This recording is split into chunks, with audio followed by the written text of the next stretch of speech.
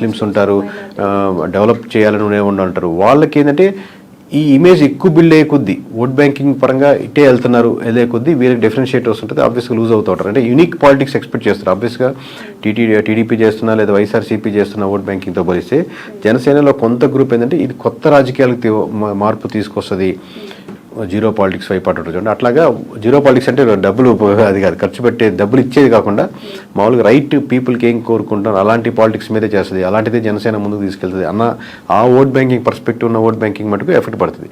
ఇంటర్సెక్షన్గా ఉండి తన తత్వాలు బీజేపీ తత్వాలు లేదా ఆలోచనలు ఒకటే ఉన్న ఓట్ బ్యాంకింగ్ ఏదైతే ఉంటుందో వాళ్ళకి మటుకు అడ్వాంటేజ్ ఉంటుంది. కరెక్ట్ గా చేస్తున్నారు పవన్ కళ్యాణ్. పార్టీ పర్సెప్షన్ లో చూస్తే అలాంటి ఓట్ బ్యాంక్ ఇంత ఇనిషియల్ స్టేజ్ లో దూరం చేసుకోవడం అంటే మైనస్ వేరీ చేసుకోవాలండి. మనం ఎంత వరకు దీన్ని స్ట్రెచ్ చేయొచ్చు, ఎంత ముందుకు వెళ్తే బాగుంటుంది. మనం 21 సీట్లు గెలిచాం, నెక్స్ట్ టైం ముందు మొత్తం గెలవాలంటే ఎన్ని గెలుచుకోవాలి.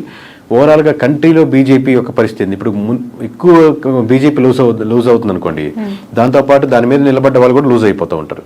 సో ఎప్పుడు ఏ స్టాండ్ తీసుకోవాలి, ఎలా వెళ్తే బాగుంటుంది, ఎంత దూరం వెళ్తే బాగుంటుంది, ఏ ఇష్యూని ఎంతవరకు స్ట్రెచ్ చేయాలనేది చాలా జాగ్రత్తగా, ఇలాంటి అందులో సెన్సిటివ్ టాపిక్స్ వచ్చినప్పుడు చాలా జాగ్రత్తగా హ్యాండిల్ చేయాల్సి వస్తుంది any political party. Okay, political పార్టీస్ని ఫ్లోట్ చేసే సినిమా హీరోస్ యొక్క పొలిటికల్ సస్టైనిటీ ఎంతవరకు ఉంటుందంటారు? ఇక్కడ ఏపీలో పవన్ కళ్యాణ్ గారిది మనం చూసాము.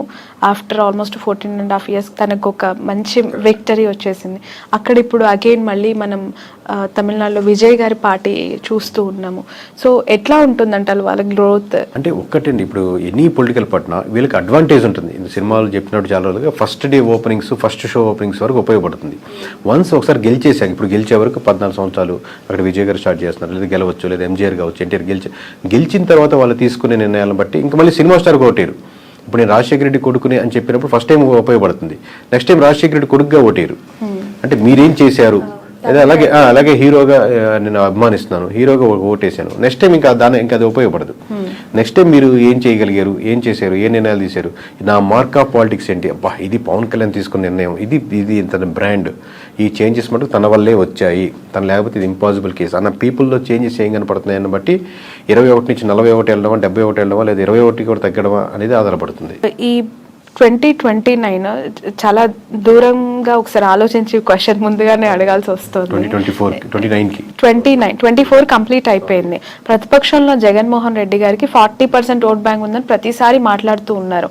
29 సినారియో ఇదే కూటమి వర్సెస్ జగన్ గా ఉండబోతూ ఉన్నాయా ఎలక్షన్స్, లేదంటే Janasena will be back with BJP అయ్యే అవకాశం ఏమైనా కనిపిస్తుంది? చెప్పండి, చాలా లాంగ్ రన్ అండి. ఒకటి మటుకు ఫేవరింగ్ ఏంటంటే కాంగ్రెస్ చాలా బలపడుతుంది ఏపీలో కాదు, మొత్తం ఆల్ ఓవర్ ఇండియాలో. దాని ఇంపాక్ట్ అన్ని స్టేట్స్ లోనూ ఉంటుంది. ఆబ్వియస్లీ ఇప్పుడు బీజేపీకి 1% 2% ఉంది కదా, బీజేపీకి ఎవరు ఓట్లు వేస్తారు అనుకున్న స్టేజ్ కాడి నుంచి ఇప్పుడు ఎంపీలు కానీ ఎమ్మెల్యేలు కానీ గెలుచుకుని అసోసియేట్ ఉంటే బాగుంటుంది కదా అని ఉంటుంది. ఎందుకంటే ప్రతి స్టేటు సెంట్రల్లో గెలిచే పార్టీతో అసోసియేట్ అవ్వాలని కోరుకుంటూ ఉంటారు. Both are came from the ఒకే ఒక బ్రీడ్ నుంచి వచ్చిన వాళ్ళు, కాంగ్రెస్ కానీ వైఎస్ఆర్సీపీ కానీ. సో ఎంత కాంగ్రెస్ డెవలప్ అవుతా ఉంటే వైఎస్ఆర్సీపీకి తెలియకుండా డైరెక్ట్లీ ఆర్ ఇండైరెక్ట్లీ అంత ఫెచ్ అవుతూ ఉంటుంది. బీజేపీ యొక్క ఓట్ బ్యాంకింగ్, వైఎస్ఆర్సీపీకి ఉన్న ఓట్ బ్యాంకింగ్ కంప్లీట్లీ వేరే different set of vote banking. ఏముందో వైఎస్ఆర్సీపీ బీజేపీతో అసోసియేట్ అయినా లేదా ఉన్నప్పటికీ కూడా డైరెక్ట్లీ ఆర్ ఇండైరెక్ట్లీ ఇంతకుముందు వరకు, బట్ డైరెక్ట్గా వచ్చి నేను బీజేపీతో అసోసియేట్ అవుతున్నాను, బీజేపీ చేసేది రైటే, బీజేపీతో పార్టీతో మనం కలిసి ఉంటాం అని ఓపెన్ స్టేట్మెంట్ కానీ ఓపెన్గా వెళ్ళారు. ఎందుకంటే రెండు విభిన్నమైనటువంటి vote banking. But it comes to Congress తనకు ఒక ఫేవర్ ఉంటుంది, ఎందుకంటే ప్యారలల్ ఓట్ బ్యాంకింగ్, రెండు భావజాలం కానీ ఓట్ బ్యాంకింగ్ కానీ. సో అది ఎంత అడ్వాంటేజ్ అయితే అంత వైఎస్ఆర్సీపీకి ఫెచ్ అవుతుంది.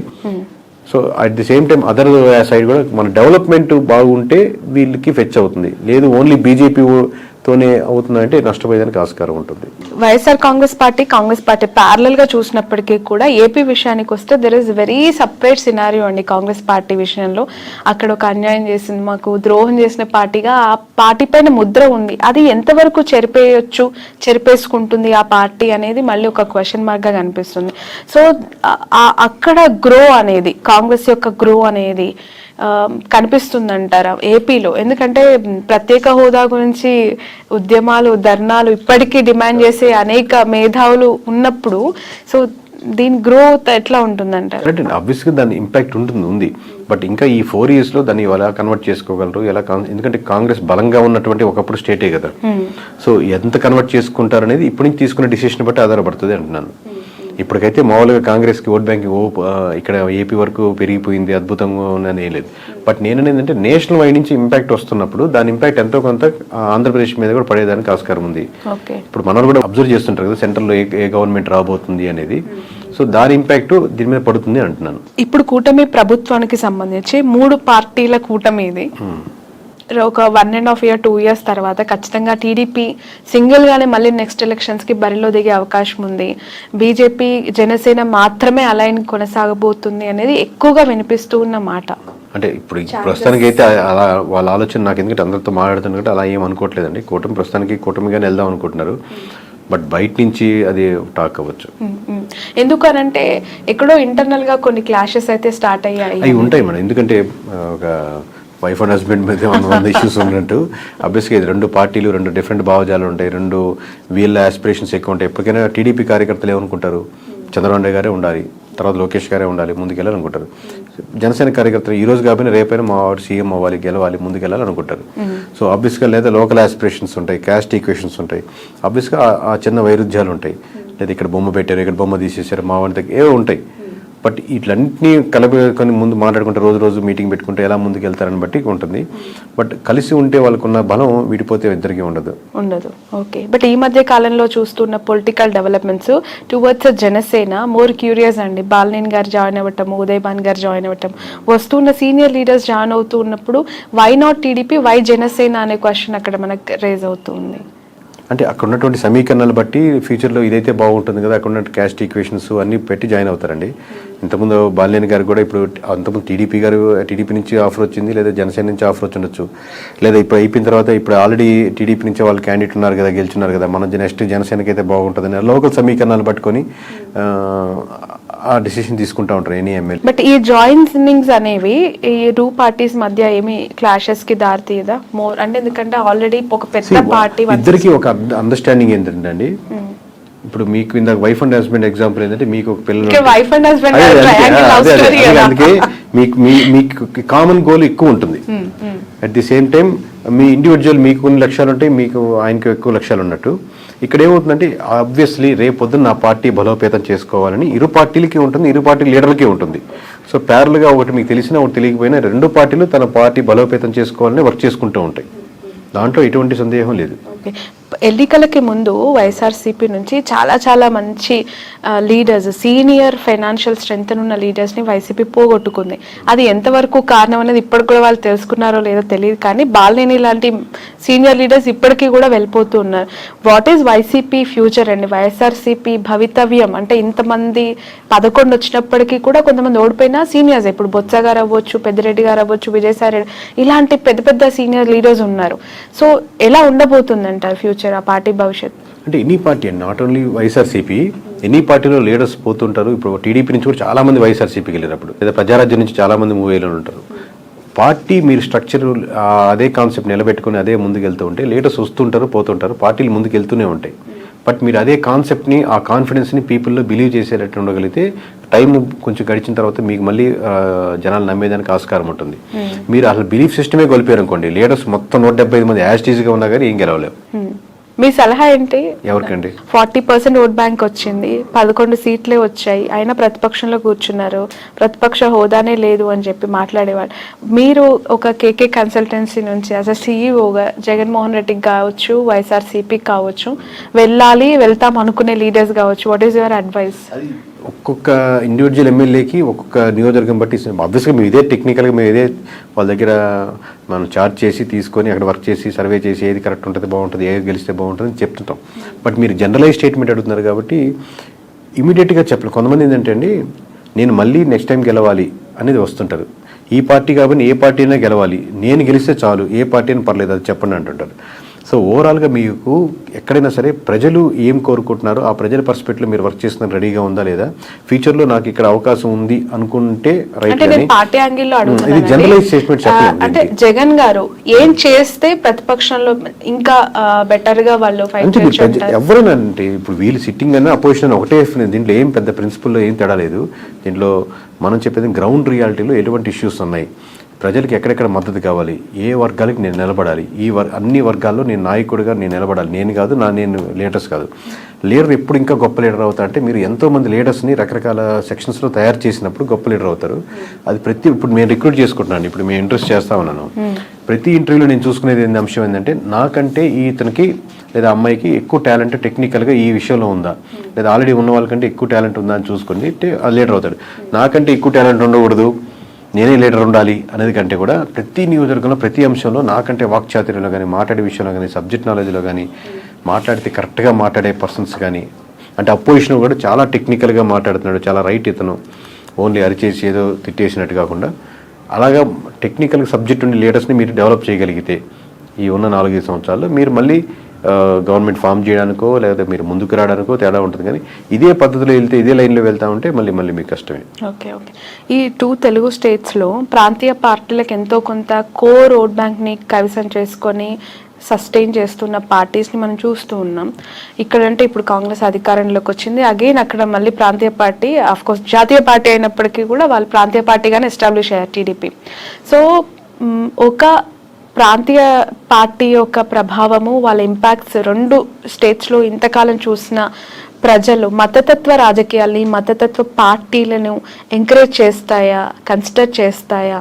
అంటే ఇప్పుడు నేను నేషనల్ వైడ్గా చెప్తున్నా కదండి, మతానికి ఉన్న సంబంధించిన ఓట్ బ్యాంక్ అంటే ఇక్కడ ఎస్పెషల్లీ 2 తెలుగు స్టేట్స్ గురించి నేను మాట్లాడాను. అంటే కంపారిటివ్ నార్త్లో పోలిస్తే ఇప్పుడిప్పుడే సౌత్లో బీజేపీది కూడా ఇంకొంచెం ఉంది. కంపారిటివ్ చెప్తున్నా, నార్త్లో ఎక్కువ బీజేపీ ఆల్రెడీ ఒక సాచ్యురేషన్ పాయింట్కి వెళ్ళిపోయింది. బట్ సౌత్లో ఇప్పుడిప్పుడే అక్కడక్కడక్కడ ఆ టైప్ ఆఫ్ చిగురిస్తూ లేదా ఆ థాట్ ప్రాసెస్లో ఉండి మన ధర్మం అనేది ఆలోచిస్తున్నారు. బట్ అది ఓట్ బ్యాంకింగ్ సరిపోదు గెలిచేదానికి అనుకుంటున్నాను. ఒకసారి మీకు సెంట్రల్లో బీజేపీ తగ్గిపోతుంది అనుకోండి, దాని ఇంపాక్ట్ మన స్టేట్లో కూడా పడుతుంది. మొత్తం స్టేట్లో సెంటర్లో మనకు గవర్నమెంట్ మారుతుంది అనుకోండి, అది మన స్టేట్కి వచ్చేసరికి కూడా మన ఇంపాక్ట్ పడుతుంది. ఎప్పుడైతే మీకు బీజేపీ మీద ఎఫెక్ట్ ఎక్కువ పడిపోతుందో, బీజేపీ మునిగిపోతుందో, దానికి బీజేపీ ఆధారితంగా నిలబడిన పార్టీలు కూడా దాని ప్రభావం, దాని ఎఫెక్ట్ ఎంతో కొంత తీసుకో తప్పదు. Okay. In future Nara Lokesh గారికి, పవన్ కళ్యాణ్ గారికి ఎవరికి ఎక్కువగా సీఎం అయ్యే అవకాశం ఉంది అని అంటారు? మీ అజంప్షన్ ఏంటి? అది చెప్పలేము. ఎందుకంటే అండి హైపోథెటికల్గా ఆబ్వియస్గా చంద్రబాబు నాయుడు గారు ఉన్నంతసేపు ఆయన గవర్నమెంట్ రన్ అవుతూ ఉంటుంది, 5 years ఇబ్బంది లేదు కదా.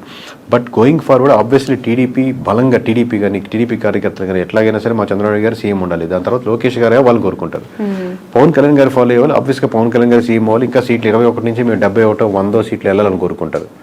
బట్ ఇద్దరు కూటమిగా వెళ్ళాలనుకుంటున్నారా, సెపరేట్గా వెళ్ళాలనుకుంటున్నారా? మీరు ఇందా చెప్పినట్టు టీడీపీ సెపరేట్ అయ్యి బీజేపీ ఆబ్వియస్గా బీజేపీ జనసేన వెళ్ళాలనుకుంటున్నారు. దీనివల్ల ఇట్లా సెపరేట్ అయితే మళ్ళీ వైఎస్ఆర్సీపీకి ఫెచ్ అవుద్దా? ఎన్ఫ్యాక్టరీ వేస్లో ఉన్నాయి కాబట్టి ఎవరి కార్యకర్తలు ఎవరు లీడర్ అవ్వాలనుకుంటారు. మాది ఏంటంటే ప్రజలు ఇప్పుడు ప్రస్తుతానికి ఏమనుకుంటున్నారు, ఎలా చేస్తే ప్రజలకు బాగుంటుంది. ఇంకా ఆబ్వియస్గా ఏపీ మన సొంత స్టేట్ కాబట్టి ఈ డెవలప్మెంట్లో మనం కూడా ఎందుకైనా భాగస్వామ్యం అయితే ఇది బాగుంటే బాగుంటుంది అని మనకు ఒక స్వార్థం కూడా ఉంటుంది మంది కాబట్టి. ప్రజలు ఏమనుకుంటున్నారు అనేది మీరు చెప్తానంటున్నారు. పిఠాపురం ప్రజలు ప్రస్తుతం ఏమనుకుంటున్నారు? పవన్ కళ్యాణ్ గారు ఎమ్మెల్యే అయ్యారు, డిప్యూటీ సీఎం అయ్యారు, ఒకసారి ఛాన్స్ ఇమ్మన్నారు, గెలిపిమ్మన్నారు, అవకాశం ఇచ్చేశారు, అన్ని ఆయనకు కావాల్సిన 21 కైవసం చేసేసారు. So towards Pawan Kalyan what is AP peoples high అయితే ఫస్ట్ ఆఫ్ ఆల్ ఉంటుందండి. ఆబ్వియస్గా అందరు పవన్ కళ్యాణ్ ఓట్లు వేసిన వాళ్ళు ఎవరైతే ఉన్నారో వాళ్ళకి ఆబ్వియస్గా మనం వేసిన పార్టీ గెలిచింది కాబట్టి ఒక హై ఉంటుంది. బట్ ఆ హై అలాగే కంటిన్యూ అవ్వాలంటే ఆ లోకల్ ఇష్యూస్ ఏదైతే ఉన్నాయో అడ్రస్ చేస్తూ మిగతా రోజుల్లో అది కాలువలు కావచ్చు, రోడ్స్ కావచ్చు, సమస్యలు కావచ్చు, అన్ఎంప్లాయ్మెంట్ కావచ్చు, చిన్న ఫ్యాక్టరీలు కావచ్చు, లోకల్ కుటీర సంస్థలు కావచ్చు, అక్కడికి వెళ్ళే చిన్న హాస్పిటల్స్ కావచ్చు, ఈ ఇష్యూస్ మీద కాన్సన్ట్రేట్ చేస్తే ఆ హైకి తగ్గట్టు రెస్పాన్స్ ఇంకా డెవలప్మెంట్ అవుతూ ఉంటుంది. ఒక పాయింట్ మీద అయితే చెప్పలేరా? అదేనండి, అది కంటిన్యూ చేయాలి. ఇప్పుడే కదా స్టార్టింగ్, ఇంకా కంటిన్యూ చేయగలిగితే దాన్ని ఉంటుంది. కానీ ఆ హై మటుకు ఉంటుంది అంటున్నాను. మిగతా నియోజకవర్గాల్లో లేని హై పిఠాపురంలో ఉన్న వాళ్ళకి హై వస్తుంది. ఎందుకంటే మనం వేసిన గెలిచాడరా, మనం అంటే మొత్తం రాష్ట్ర వ్యాప్తంగా ఇచ్చారు. ఇప్పుడు మాకు తెలుస్తుంటుంది కాబట్టి లోకల్గా వాళ్ళు గెలుస్తారా, ఓడతారా, మెజారిటీ ఎంత 10,000, 20,000 ఇంత హైతో చూశారు కాబట్టి రిజల్ట్ రాగానే ఆ హై కంటిన్యూ అవుద్ది. బట్ హై కంటిన్యూ అలాగే అవ్వాలి అంటే మీరు ఇష్యూస్ మీదే ఐడెంటిఫై చేసి వర్క్ చేయాలి. ఓకే సార్, మీకు ప్రెషర్ ఎంతవరకు ఉంటుంది ఈ సర్వీస్ అని చేస్తూ ఉన్నప్పుడు? ఎందుకనంటే ఒక ఇంటర్వ్యూ చేస్తే మాలాంటి వాళ్ళ మీదనే బురద జల్లే ప్రజలు, లేదంటే అలాంటి పీపుల్ మనం సొసైటీలో యాజ్ ఆఫ్ చూస్తూ ఉన్నాం. ఇంకా మీరు బియాండ్ దట్ ఒక పార్టీకి మీరు చేస్తూ గెలుస్తుంది, ఓడిపోతుందని మీరు ప్రెషర్ ఉంటుందండి. ప్రెషర్ ఆబ్వియస్లీ చాలా ఉంటుంది. దాంట్లో నేను లేదు అని ఎట్లా ఓవర్కమ్ అవుతారు? అంటే ఒకరు బెదిరించే వాళ్ళు ఉంటారు, లేదా ఇట్లా చెప్పమని అనే వాళ్ళు ఉంటారు, లేకపోతే వాళ్ళు ఇలా ఉంటారు, లేకపోతే బాగా వీరాభిమానులు ఉంటారు, ఏమన్నా చేసేస్తాం నీకోసం బాగుంటాను అంటారు. బట్ నేను మోస్ట్లీ నేను పరంగా కానీ నా కంపెనీ నేను ఎవరు ట్రై చేసినా మనం వీటికన్నిటికీ దూరంగా ఉందాం, మన పని మనం చేసుకుంటూ వెళ్దాం అని ట్రై చేస్తుంటాం. కానీ ప్రెజర్ అయితే విపరీతంగానే ఉంటుంది. లిక్కర్ పాలసీ ఇంపాక్ట్ ఎంత ఉందండి? ఆ గవర్నమెంట్ ఓడగొట్టడానికి ఈ గవర్నమెంట్ గెలిపించడానికి అది మేజర్ ఇంపాక్ట్ అంటారా? 1% ఇప్పుడు అన్ని ఒక్కొక్క పర్సెంట్ యాడ్ చేసుకుంటా ఉన్నాం అంటే వైఎస్ఆర్సీపీ నుంచి టీడీపీకి వచ్చిన ఓట్ బ్యాంకింగ్లో ఖచ్చితంగా ఒక 1% అయితే ఓట్ బ్యాంకింగ్ లిక్కర్ పర్స్పెక్ట్లో వచ్చిన ఓట్ బ్యాంకింగ్ ఉంటుందండి. ఇప్పుడు కొత్త పాలసీస్ ఇప్పుడే తీసుకున్నారు కాబట్టి అది ఇంప్లిమెంటేషన్ అయ్యి రేపొద్దున 1వ తారీఖు నుంచి రిజల్ట్ చూసి దాన్ని ఎలా ఉన్నాయని చెప్పగలుగుతాం. Right. Thank you so much అండి. Thanks a lot.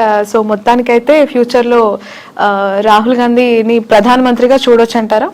అంటే ఇప్పుడున్న వేవ్ చూస్తుంటే మటుకు నార్త్లో అన్ని స్టేట్స్ ఓడిపోతున్నాయి కాబట్టి ఇలాగే వెళ్ళగలిగితే అది జరుగుతుంది.